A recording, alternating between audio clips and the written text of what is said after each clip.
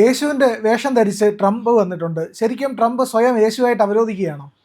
അങ്ങനെ പറയണം. കാരണം ഇത് പുതിയ കാര്യമൊന്നുമില്ല. 2025 മെയ് മാസത്തിൽ കഴിഞ്ഞ വർഷം ട്രംപ് ഇതുപോലെ മാർപ്പാപ്പയുടെ വേഷം ധരിച്ചു വന്നിരുന്നു. അപ്പോൾ മാർപ്പാപ്പയുടെ വേഷം ധരിച്ച ആൾ പിന്നെ അടുത്തത് ആരുടെ വേഷമാണ് ധരിക്കേണ്ടത്? സ്വാഭാവികമായും യേശുവിൻ്റെ വേഷമാണ്. പക്ഷേ നമ്മളത് വെറുതെ ട്രംപിന് വട്ടാണോ എന്നൊക്കെ കരുതി കളിയാക്കരുത്. ട്രംപ് ഒന്നാം തരം രാഷ്ട്രീയം കളിക്കുകയാണ്. ട്രംപ് പറയുകയാണ് താനൊരു രാഷ്ട്രീയക്കാരനല്ല, ദൈവം നിയോഗിച്ച നേതാവാണ്, ദൈവത്തിൻ്റെ നിയോഗപ്രകാരമുള്ള കാര്യങ്ങളാണ് ഞാൻ ചെയ്യുന്നത് എന്നുള്ളൊരു മെസ്സേജ് കൊടുക്കുന്നു. എന്നിട്ട് ഈ ചിത്രം ശ്രദ്ധിക്കണം. ഈ ചിത്രം എന്ന് പറഞ്ഞാൽ നമ്മൾ കേട്ടിട്ടുണ്ടല്ലോ, ഈ മരിച്ചുപോയ ലാസറിനെ യേശു ഉയർപ്പിച്ചു എന്ന് ക്രിസ്ത്യാനികൾ വിശ്വസിക്കുന്നു.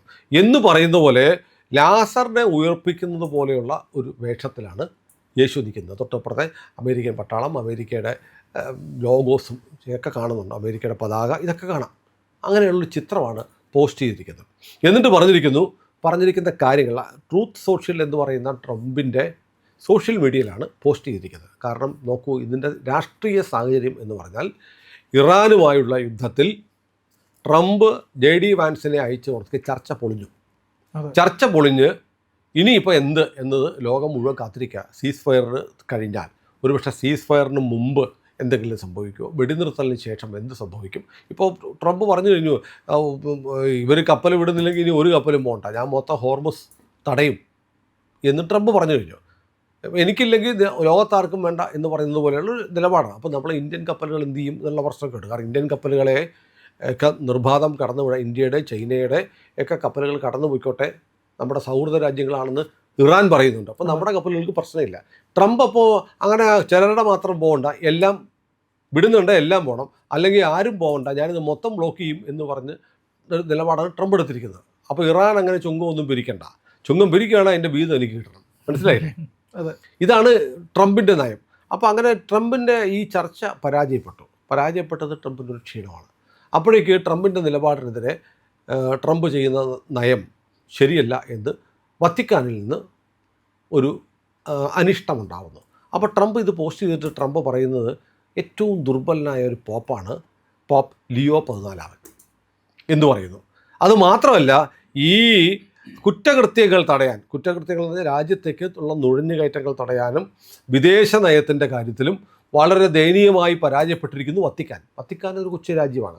വത്തിക്കാൻ എന്ന് പറയുന്ന രാജ്യത്തിൻ്റെ ഭരണാധികാരി കൂടി മാർപ്പാപ്പയാണ്. അപ്പോൾ ലിയോ 14 ദയനീയമായി കുറ്റകൃത്യങ്ങൾ തടയുന്നതിലും വിദേശ നയത്തിലും പരാജയപ്പെട്ടിരിക്കുന്നു. എന്ന് പറഞ്ഞാൽ അമേരിക്കയുമായിട്ട് എക്കാലത്തും വത്തിക്കാനും നല്ല ബന്ധമാണ്. അമേരിക്കയായിട്ടുള്ള ബന്ധം വളരെ മോശപ്പെടുത്തിയിരിക്കുന്നു. ഇനി മാത്രമല്ല, ഇയാൾ റാഡിക്കൽ ലെഫ്റ്റിൻ്റെ ആളാണ്.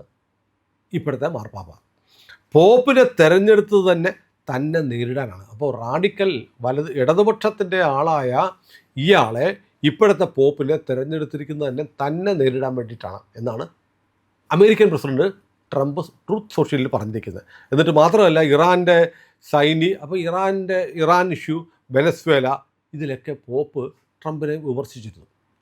അപ്പോൾ ഇത് വെച്ചിട്ടാണ് ട്രംപ് ഇന്ന് മറുപടി കൊടുത്തിരിക്കുന്നത്. ട്രംപ് മറുപടി കൊടുത്തിരിക്കുന്ന ട്രൂത്ത് സോഷ്യലിൽ എഴുതിൻ്റെ ഏതാണ്ട് മലയാളം ഇങ്ങനെയാണ്: വത്തിക്കാനിലെ നിലവിലെ നേതൃത്വം നമ്മുടെ രാജ്യത്തെ തകർക്കാൻ ശ്രമിക്കുന്ന റാഡിക്കൽ ലെഫ്റ്റ് വിഭാഗത്തിനൊപ്പമാണ്. എന്ന് പറഞ്ഞാൽ അമേരിക്കയെ തകർക്കാൻ ശ്രമിക്കുന്ന തീവ്ര ഇടതുപക്ഷത്തിൻ്റെ കൂടെയാണ് വത്തിക്കാനിലെ നിലവിലെ നേതൃത്വം. വത്തിക്കാനിലെ നേതൃത്വം എന്ന് പറഞ്ഞാൽ ആരാണ്? മാർപ്പാപ്പ അമേരിക്കയെ തകർക്കാൻ ശ്രമിക്കുന്നു. അതിർത്തികൾ തുറന്നിടാനും കുറ്റവാളികളെ സംരക്ഷിക്കാനും അവർ ആഗ്രഹിക്കുന്നു. അതായത് അമേരിക്കയുടെ അതിർത്തികളെല്ലാം തുറന്നിടണം. ലോകത്തെമ്പാടും ഉള്ള ഇസ്ലാമിക നുഴഞ്ഞുകയറ്റക്കാർ അമേരിക്കയിലേക്ക് തുറന്നു കിടക്കുന്ന അതിർത്തികളിലൂടെ കയറി വരണമെന്ന് മാർപ്പാപ്പ ആഗ്രഹിക്കുന്നു. എന്നാൽ ദൈവം നമ്മുടെ കൂടെയുണ്ട്. അമേരിക്കയെ വീണ്ടും മഹത്തരമാക്കാനുള്ള ഈ പോരാട്ടം കേവലം രാഷ്ട്രീയ പോരാട്ടമല്ല, നമ്മുടെ നന്മയും തിന്മയും തമ്മിലുള്ള പോരാട്ടമാണ്. പോപ്പ് ദുർബലനാണ്, പക്ഷേ നമ്മൾ ശക്തരാണ്.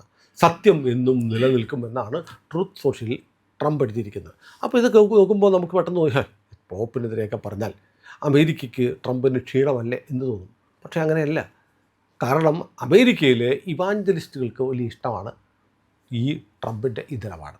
കാരണം അവർ ഇവാഞ്ചലിസ്റ്റുകളുടെ വലിയ ആരാധ്യമൂർത്തിയും അതിൽ നായകനൊന്നുമല്ല മാർപ്പാപ്പ. അപ്പോൾ ഇവാഞ്ചലിസ്റ്റുകളുടെ പിന്തുണ തനിക്ക് വേണം. അതുകൊണ്ട് ഞാൻ മാർപ്പാപ്പയെ തള്ളിപ്പറയും. പക്ഷെ മാർപ്പാപ്പ എടുക്കുന്ന നിലപാടുകൾ, മാർപ്പാപ്പമാർ എടുത്തുകൊണ്ടിരിക്കുന്ന നിലപാടുകൾ കഴിഞ്ഞ കുറേ കാലമായി അമേരിക്കയുടെ നിലപാടിന് അനുകൂലമല്ല. ഇപ്പോൾ ഇസ്രായേൽ ഗാസ ഇഷ്യൂ, ആ സമയത്ത് വത്തിക്കാനിലെ തിരുപ്പിറവി ദിനത്തിൽ ഉണ്ണി ഈശുവിനെ കെടുത്തിയ കഫിയുടെ പുറത്താണ് പലസ്തീനികൾ തലയിൽ കെട്ടുന്ന മറ്റേ കള്ളിയുള്ള ആ തുണിയില്ലേ, അതിനകത്ത് കിടത്തിയിരിക്കുന്ന ഉണ്ണീശുവിൻ്റെ ചിത്രം വന്നു. അപ്പോൾ ആ ഉണ്ണിയേശുവിൻ്റെ ചിത്രം അങ്ങനെ കിടത്തിയിരിക്കുന്നത് കണ്ട് വലിയ വിവാദമായപ്പോൾ അതെടുത്ത് മാറ്റി. അപ്പോൾ പലസ്തീൻ പ്രശ്നത്തിൽ പലസ്തീനും ഗാസയ്ക്കും അനുകൂലമായിട്ട് വത്തിക്കാൻ നിലപാടെടുക്കുന്നു എന്ന് അമേരിക്കക്കാർക്കും ഇസ്രയേലുകാർക്കും പണ്ടേ ആക്ഷേപമുണ്ട്. അപ്പോൾ എന്തുകൊണ്ട് ഇപ്പോൾ കേരളത്തിലും അങ്ങനെയാണല്ലോ. കേരളത്തിൽ നോക്കൂ, കേരളത്തിൽ ദീപിക പത്രം ഉൾപ്പെടെ, കേരളത്തിലെ ചില സഭാ നേതാക്കന്മാർ ഉൾപ്പെടെ ആരുടെ ആളുകളാണ്? കൃത്യമായും പൊളിറ്റിക്കൽ ഇസ്ലാമിൻ്റെ ആളുകളാണ്. വഖഫ് സമരം വന്നപ്പോൾ അതിനകത്ത് പോയിരുന്നു പോൾ തേലക്കാട് ഉൾപ്പെടെയുള്ള ആളുകൾ. സാർ, അതിനകത്തൊരു കാര്യം കൂടെ ഉണ്ട്. അതിനകത്തൊരു നമ്മൾ പരസ്യമായിട്ട് നമ്മൾ അറിയാത്ത ഒരു രാഷ്ട്രീയമുണ്ട്. കാരണം ഈ പറയുന്ന മിഡിൽ ഈസ്റ്റിൽ അല്ലെങ്കിൽ ഗൾഫ് മേഖലയിലുള്ളത് രണ്ട് വിഭാഗങ്ങളാണ്. ഒന്ന് അറബികളും ഒന്ന് ജൂതന്മാരും. ഇത് രണ്ട് വംശമാണല്ലോ. അപ്പോൾ ഈ പറയുന്ന അറബി വംശത്തിനകത്ത് ക്രിസ്ത്യാനികളുണ്ട്. സിറിയൻ ക്രിസ്ത്യാനികൾ മുഴുവൻ അറബികളാണ്, അറബി വംശത്തിൽപ്പെട്ടവരാണ്. അവർ ക്രിസ്ത്യൻ മതം സ്വീകരിച്ചിരിക്കുന്നതേ ഉള്ളൂ. അവർക്ക് ജൂതന്മാരോട് വിദ്വേഷം തന്നെയാണ്. നേരെ തിരിച്ചുണ്ട്. ഈ മറ്റേ ഈ ഇറാൻ പക്ഷപാതികളായിട്ടുള്ള ഇസ്ലാമിസ്റ്റുകൾ പറയുന്നത് അറിയോ? സൗദി അറേബ്യ അവർ അംഗീകരിക്കുന്നില്ല. സൗദി അറേബ്യയിലെ ഇപ്പോഴത്തെ രാജകുടുംബം MBS ഉൾപ്പെടെയുള്ള ആളുകൾ ജൂതന്മാരാണ് അവർ പറയുന്നത്. കാരണം ജൂതന്മാർ ഇസ്ലാമിനെ തകർക്കാൻ വേണ്ടിയിട്ട് അറബികളാണ്, മുസ്ലിമുകളാണ് എന്ന് ഭാവിക്കുന്നവരാണ് സൗദിയിലെ ഉൾപ്പെടെയുള്ള ഭരണാധികാരികൾ എന്ന് വിശ്വസിക്കുന്ന ഇറാൻ പക്ഷപാതികളുണ്ട്. അതിനവർ പറയുന്ന കാര്യം എന്നറിയോ? ഇപ്പോഴത്തെ സൗദി ഭരണാധികാരികൾ ഒറിജിൻ, അവർ ജനിച്ച ഗ്രാമമുണ്ടല്ലോ, പണ്ടൊരു ജൂത ഗ്രാമമായിരുന്നു. അതുകൊണ്ട് അവർ കൺവേർട്ട് ചെയ്യപ്പെട്ട ജൂതന്മാരാണ്. അപ്പോൾ ഇവരുടെ ഉള്ളിൽ അറബി വേഷത്തിൽ നടക്കുന്ന ഇവർ ഉള്ളിൻ്റെ ഉള്ളിൽ ജൂതന്മാരാണ്. ഇസ്ലാമിനെ തകർക്കുകയാണ് ഇവരുടെ ലക്ഷ്യമെന്ന് ഇറാൻ പക്ഷപാതികൾ, തീർച്ചയായിട്ടും ഷിയകൾ പറഞ്ഞ് പ്രചരിപ്പിക്കുന്നു. ഇത് അറബ് നാടുകളിലൊക്കെ പറയുന്നൊരു കഥയാണ്. സൗദിയിലെ ആളുകളൊക്കെ അവർ ശരിക്കും ജൂതന്മാരാണ് കേട്ടോ, ജൂതന്മാർ വേഷം മാറി നടക്കുന്നതാണ്. ഇവർ അന്ന് മുതലേ ആ ഗ്രാമം, അവരുടെ ഗ്രാമം പഴയ ജൂതഗ്രാമമാണ്. അങ്ങനെയുള്ള മലപ്പുറത്തെ മുസ്ലിങ്ങളൊക്കെ ആരാ? ഹിന്ദുക്കളാണ്. അത് ഹിന്ദുക്കൾ മാത്രമല്ല, പലരും ഹയർ കാസ്റ്റിൽപ്പെട്ടവരാണ്. പക്ഷേ അത് അവരിപ്പോൾ പറയില്ല. അവർക്ക് നേരെ അറേബ്യൻ നാടുകളിൽ നേരിട്ട് വന്നവരാണെന്ന് കരുതുന്നത്. അപ്പോൾ ഏതായാലും നമ്മൾ നോക്കേണ്ട കാര്യം എന്ന് വെച്ചാൽ മാർപ്പാപ്പ കാലങ്ങളായി എടുത്തുകൊണ്ടിരിക്കുന്ന നിലപാട് ഈ പൊളിറ്റിക്കൽ ഇസ്ലാമിനെ അനുകൂലിക്കുന്ന നിലപാടാണ്. അത് പോപ്പിൻ്റെ അല്ലെങ്കിൽ വത്തിക്കാൻ്റെ ഒരു സ്റ്റാൻഡ് അങ്ങനെയാണ്. അപ്പോൾ കേരളത്തിൽ ഉൾപ്പെടെ ഉള്ള ഈ ഇസ്ലാമിന് അനുകൂലമായിട്ടുള്ള, ഇസ്ലാമിക ശക്തികൾക്ക് അനുകൂലമായിട്ടുള്ള നിലപാടിന് കാരണം പോപ്പിൻ്റെ നിലപാടാണ്. പോപ്പിൻ്റെ സമീപകാലത്ത് മാർപ്പാപ്പയുടെ കസേരയിൽ ഇരിക്കുന്ന ആളുകൾ ഈ ജനാധിപത്യം അല്ലെങ്കിൽ ജീവകാരുണ്യം, മനുഷ്യത്വം എന്നൊക്കെ പറഞ്ഞിട്ട് നുഴഞ്ഞുകയറ്റത്തെ, ഇസ്ലാമൈസേഷനെ എല്ലാം പിന്തുണയ്ക്കുന്നവരാണെന്നുള്ള ആക്ഷേപം ഇസ്രയേലിനുണ്ട്, അമേരിക്കയ്ക്കുണ്ട്. ഇതിൽ നട്ടം തിരിഞ്ഞ് ആണ് ഇവർ ഈ തരത്തിലുള്ള നിലപാടുകൾ എടുക്കുന്നത്. ഏതായാലും ഈ ഇസ്ലാമിനെ അനുകൂലിക്കുന്ന നിലപാടാണ് വത്തിക്കാൻ എടുക്കുന്നതെന്ന് ഡയറക്റ്റായിട്ട് പറഞ്ഞില്ലെങ്കിൽ പോലും ട്രംപ് പറഞ്ഞിരിക്കുന്നത് മാർപ്പാപ്പയൊന്നും വേണ്ട, ഇനി ഹീൽ ദ സിക്ക് എന്ന് പറഞ്ഞിട്ടാണ് ഈ ചിത്രം പോസ്റ്റ് ചെയ്തിരിക്കുന്നത്. അപ്പം ഈ ലോകത്ത് ഈ ഇസ്ലാമിൻ്റെ അല്ലെങ്കിൽ നുഴഞ്ഞുകയറ്റത്തിൻ്റെ ആക്രമണം കൊണ്ട് രോഗബാധിതരായ ആളുകളെ ശുശ്രൂഷിക്കാൻ, പരിചരിക്കാൻ, ഹീൽ ചെയ്യാൻ ഇനി ഞാനേ ഉള്ളൂ. ഐ ആം ദ സേവിയർ, ഞാനാണ് എൻ്റെ രക്ഷകൻ. യേശു പ്രതിദാനം ചെയ്യുന്ന യേശുവിനെ പോലെ ഞാനാണ് ഈ ലോകത്തെ, ലോകം മുഴുവൻ അമേരിക്കയെ രക്ഷിക്കാൻ ഞാനാണ്. എന്നിട്ട് ട്രംപ് പറയുന്നുണ്ട്, ഈ മാർപ്പാപ്പയുണ്ടല്ലോ, മാർപ്പാപ്പയുടെ അനിയൻ ഒരാളുണ്ട്, അയാൾ മാഗയുടെ ആളാണ്, മേക്ക് അമേരിക്ക ഗ്രേറ്റ് അഗെയിൻ എന്ന് പറയുന്ന മൂവ്മെൻ്റ് കൂടെ എൻ്റെ കൂടെ നിൽക്കുകയാണ്. അതുകൊണ്ട് മാർപ്പാപ്പയെ വളരെ ഇൻഡയറക്റ്റായിട്ട് വലിയ തോതിൽ അവഹേളിക്കാനും ചെറുതാക്കാനും ശ്രമിച്ചുകൊണ്ടാണ് ട്രംപ് ഈ പോസ്റ്റ് ഇട്ടിരിക്കുന്നത്, ഈ ചിത്രവും ഇട്ടിരിക്കുന്നത്. അപ്പോൾ നേരത്തെ ഞാനാണ് മാർപ്പാപ്പ എന്ന് പറഞ്ഞ ആളിപ്പോൾ ഞാനാണ് യേശു എന്ന് പറയുന്നു. അപ്പോൾ മാർപ്പാപ്പ സത്യത്തിൽ യേശുവിൻ്റെ കീഴിൽ ജോലി ചെയ്യേണ്ടവരാണ്. ആരുടെ കീഴിൽ? ട്രംപിൻ്റെ കീഴിൽ. അപ്പോൾ ഈ അമേരിക്കയിൽ നിൽക്കുന്ന അമേരിക്ക പ്രൊട്ടസ്റ്റൻ്റ് വിഭാഗമൊക്കെ ആയിട്ടുള്ള വലിയ മാർട്ടിൻ ലൂതറിൻ്റെയൊക്കെ നമുക്കറിയാമല്ലോ, അങ്ങനെയുള്ള ഈ കാത്തലിക്സ് അല്ല അമേരിക്ക, കാത്തലിക്സ് അല്ലാത്തതുകൊണ്ട് അപ്പോൾ ഈ കത്തോലിക്ക സഭയുടെ പരമാധ്യക്ഷനായ മാർപ്പാപ്പയ്ക്കെതിരെ ഒരു നിലപാടെടുക്കുകയും മാർപ്പാപ്പ അമേരിക്കയെ തകർക്കാൻ ശ്രമിക്കുന്ന ആളുകളുടെ പക്ഷത്താണ് എന്ന് പറയുകയും ചെയ്യുന്നതുകൊണ്ട് ഒരു വലിയ രാഷ്ട്രീയ മൈലേജാണ് ട്രംപ് നേടിയെടുക്കുന്നത്. പെന്തക്കോസ്തുകളോ എന്ന് നമ്മൾ ഇവിടെ പറയുന്ന അല്ലെങ്കിൽ ഇവാഞ്ചലിസ്റ്റുകളുടെ സപ്പോർട്ട് നേടാൻ വേണ്ടിയിട്ടാണ് മാർപ്പാപ്പയ്ക്കെതിരെ വലിയ ആക്രമണം ട്രംപ് ഇപ്പോൾ നടത്തിയിരിക്കുന്നത് എന്ന് പറയപ്പെടുന്നു. മാർപ്പാപ്പ എന്തോ സ്റ്റേറ്റ്മെൻറ്റ് വന്നിട്ടുണ്ടെന്ന് കരുതുന്നു അതെ, അല്ലേ? മാർപ്പാപ്പ തിരിച്ചടിച്ചിരിക്കുന്നു.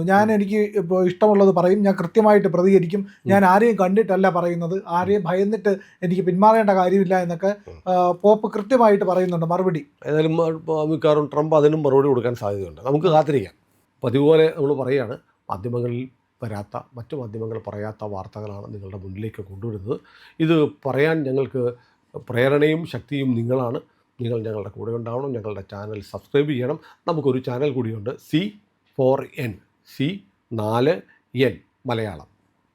നമ്മൾ ഈ തെരഞ്ഞെടുപ്പൊക്കെ ആയതുകൊണ്ട് കൂടുതൽ വാർത്തകൾ നമ്മുടെ ഈ പ്ലാറ്റ്ഫോമിൽ തന്നെ കൊടുക്കാൻ കഴിയാത്തതുകൊണ്ടാണ് C4Nൽ പുതിയ വാർത്തകൾ കൊടുക്കുന്നത്. അപ്പോൾ ആ ചാനലും കൂടി ഒന്ന് സബ്സ്ക്രൈബ് ചെയ്യണം. ഇന്ത്യ ലൈവ് ഉറപ്പായിട്ടും ചെയ്യണം.